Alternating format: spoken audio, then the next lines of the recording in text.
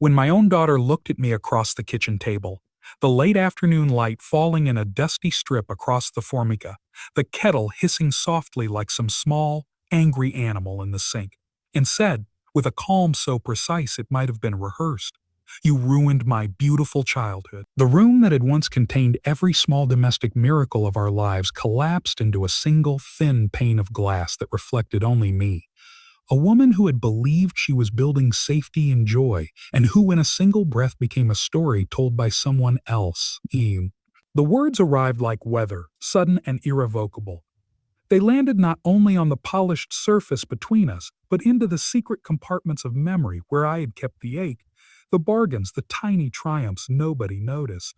For a while after she spoke, I could do nothing but listen to the sound of my own blood, a metronome counting out all the evenings I had turned down invitations so I could be there to wash hair and patch scraped knees. The mornings I had swallowed insults and stayed at jobs that made my spine ache because benefits meant her asthma inhaler would be paid for this month. The times I told myself that the ordinary relentless grind, the when she begged for something expensive, the late night sternness when she wanted to sneak out, the refusal to replace a fractured family ritual with easy indulgence, was my way of love.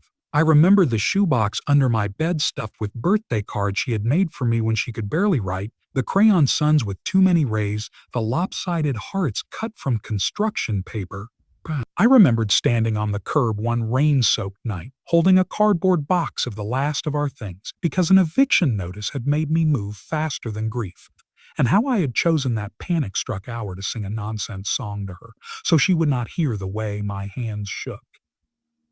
I remembered the face she had on the first day of school, a small, frightened thing pressing her back into me, and the way I had told her that everything would be fine, even though I could not find the money for the new shoes I promised. "You ruined my beautiful childhood," she had said, and those words split into other questions. Whose idea of beautiful was she using? Had she imagined childhood as an unbroken string of Sunday pancakes and glittering gifts, a highlight reel without the cutaways, the late bills, the whispered arguments she pretended not to hear? Or had there been real moments, the rigid control, the way I policed her friendships because I was afraid of the world, the impatience when homework was late, the times I compared her to other children because I thought comparison might be a push toward better things, that deserved the weight of that indictment? But I began, in the months that followed, to inventory my mistakes with the desperate, half-mathematical rigor of someone trying to see if at least the numbers would add up to something redemptive. How often had I raised my voice and meant to raise it for a reason that was about safety, but became crave? In the echo of the room, a punishment. How many celebrations had I scaled back because grocery money was due? How many school plays had I missed because I had to work overtime at the diner and the owner needed me to cover the morning shift? How many times had I said a later and let that word become a pattern instead of a promise? Every memory I brought forward could be argued with as if under the heavy, merciless lights of a courtroom. Yes, I had made her do chores at an age when other mothers let play last longer because my family's fridge had to be filled, and I could not teach her competence by indulgence alone. Yes, sometimes the discipline slid into stubbornness. Yes, my impatience delivered wounds I had not meant to deliver. I owned all that, and yet underneath every confession was the truth I could not deny. I had tried, not always well, not always successfully, to hold together something that had few guarantees and fewer helpers. I had patchworked our lives with coupons and secondhand coats.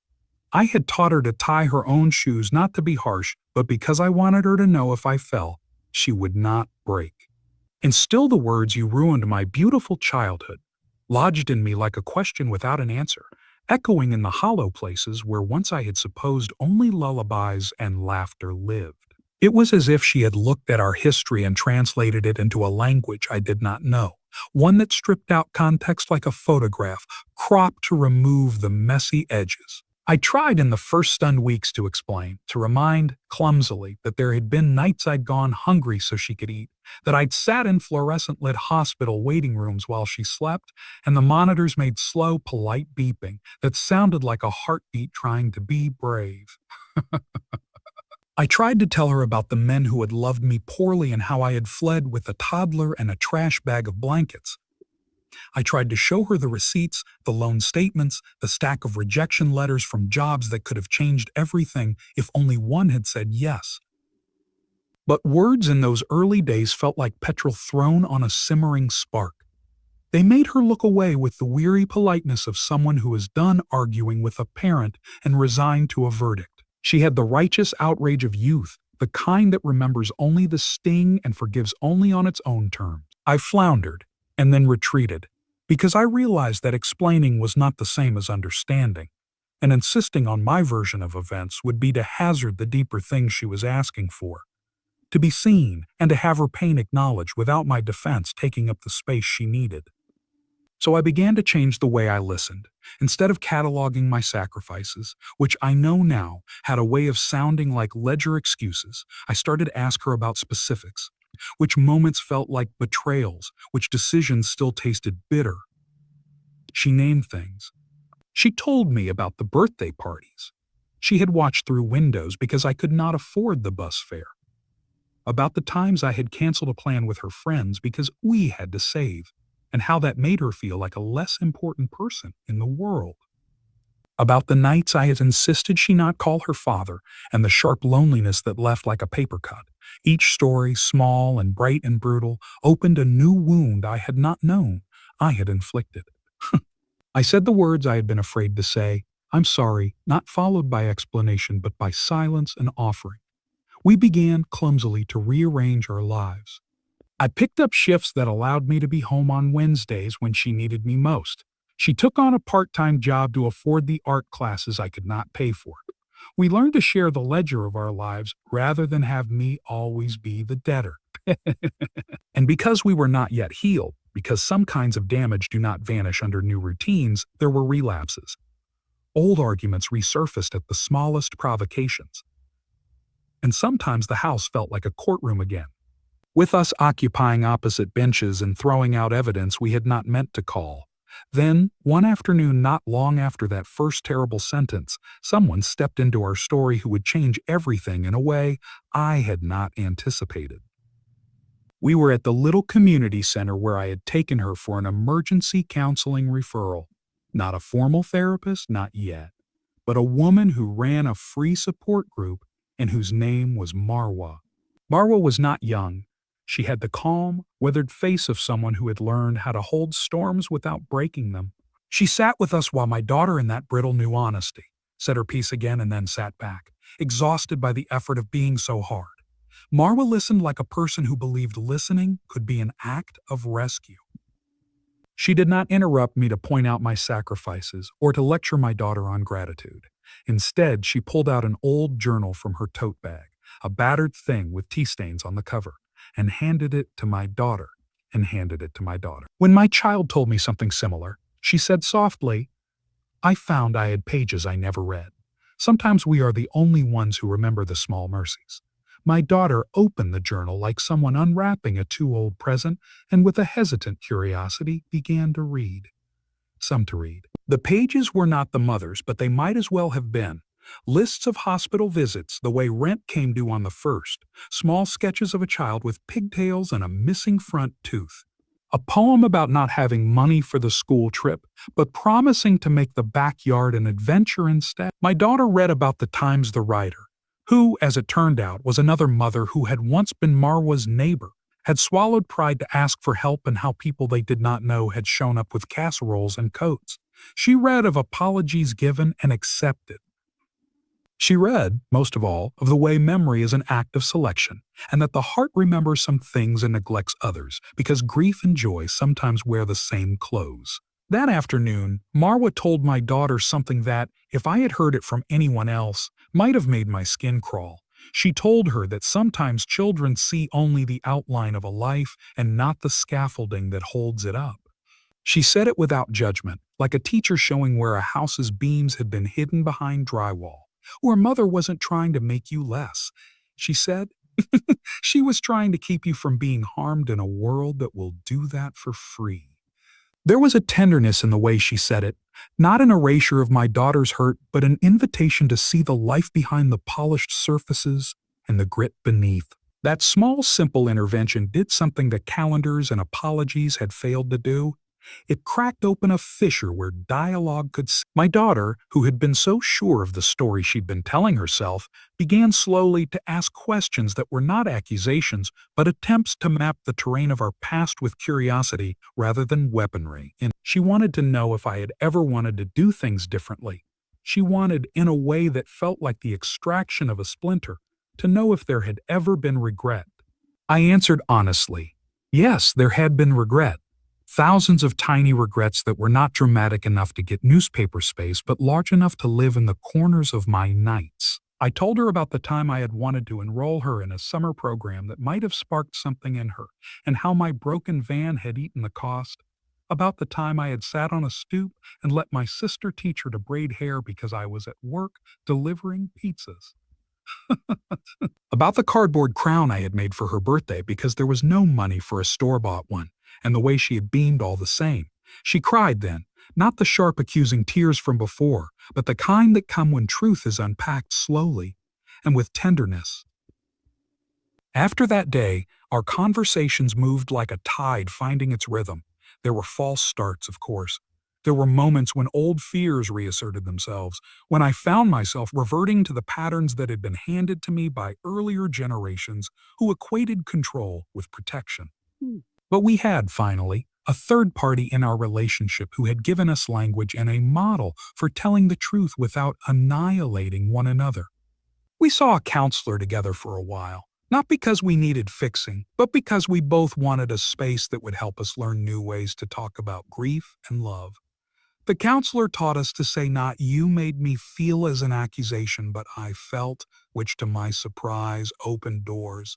My daughter learned to say, "I felt overlooked when you canceled," instead of "you ruined." And I learned that sometimes my defense mechanisms, the stories I told myself to keep my head above water, became armor that hurt more than it helped. Over time, those small linguistic shifts translated into behavior. I learned to ask before I decided for her. She learned, in turn, to appreciate that decisions made under pressure are not indifferent so much as compromised. We started painstakingly to build new rituals. The two of us learned to make pancakes on Sunday mornings, and not because it was a compensation, but because it filled a cupboard of shared moments. We instituted ionophones during dinner rules so that when she told me about school, it felt like news rather than background noise. We created a tiny jar of a someday coins where we both put spare change for one foolish, unpractical outing each year. Those things did not erase the past. They did, however, become thread by which we could stitch a new, imperfect tapestry. As she approached adulthood, the accusation that had once felt like a final sentence softened into something else, a memory of a hard lesson that she no longer wanted to define her entire life. We did not become perfect. There were times she slammed doors, and I closed myself in the bathroom and cried for no other reason than the way the sound echoed. There were times I found her old journals tucked under her mattress and read the lines scrawled in desperate pencil and felt the old panic of not having done enough. But every time we came back to one another with openness, the old wounds grew less raw. Years later, when she left for college with a thrift store duffel and a scholarship letter, she hugged me tightly and whispered, "A thank you for not giving up on me," in a way that made both of us weep. It was not a perfect reconciliation. The phrase "you ruined my beautiful childhood" had not evaporated like morning mist. It lingered, sometimes surfacing in the middle of a fight or in a letter written in a fit of adolescent righteousness. But what had changed, how profoundly, was that we no longer let a single sentence have the power to define either of us wholly. Someone, Marwa, a stranger with a well-traveled journal and a steady hand, had stepped into the breach and offered a mirror that reflected complexity instead of judgment. She had shown my daughter that stories are composed of many voices, and that to hold one narrative as absolute is to flatten an entire life into a headline. That intervention was not magic. It did not erase the nights we ate cereal for dinner or the time I forgot to attend a recital because I was at work. What it did quietly and irrevocably was offer us permission to hold multiple truths at once, that I had made painful mistakes and that those mistakes did not negate the ways I had loved her. that she had suffered real losses and that those losses did not mean she would carry bitterness forever. We learn the most difficult thing of all, which is to let our histories exist without letting them dictate our futures. Love, we discovered, was not a static state but a muscle, one that had to be exercised by gentleness, by admission of faults, and by the stubbornness to hope for better. As the years widened between us and the small tragedies of early parenthood were washed with something like perspective, my daughter and I sometimes laugh about the ridiculousness of what once seemed immutable. We share memories now like old souvenirs, pointing out the places where being poor was also being creative, where scarcity bred resourcefulness, where a birthday card could be more valuable than any store-bought toy because it was saturated with time and attention. Once, standing in a tiny kitchen much like the one where the accusation had landed, she took my hand and said, "Maybe beautiful isn't a thing that's given. Maybe it's something we make." I thought then of the shoebox under the bed, of the cardboard crowns and the songs improvised on porch steps, of the small mercies that had been our scaffolding. And I thought, with a fierce tenderness I might not have known had pain not taught me, that being accused of ruining someone's childhood had taught me perhaps the most important lesson of all, that love requires hearing the other's truth and responding with humility. If I had one regret that never settled, it was not the mistakes I had made. Those were inevitable, but the times I had failed to imagine her interior life, to see how my choices landed on the small self that was trying to grow. But that regret, unlike the accusations, became fuel for better choices rather than a shackle. In the end, what saved us was not a single person's wisdom but a community of small interventions.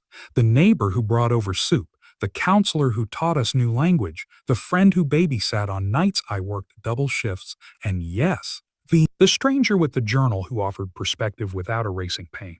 "You ruined my beautiful childhood" remains a part of our story, a sentence that once threatened to be our obituary, but it no longer has the power to abscond with our whole narrative.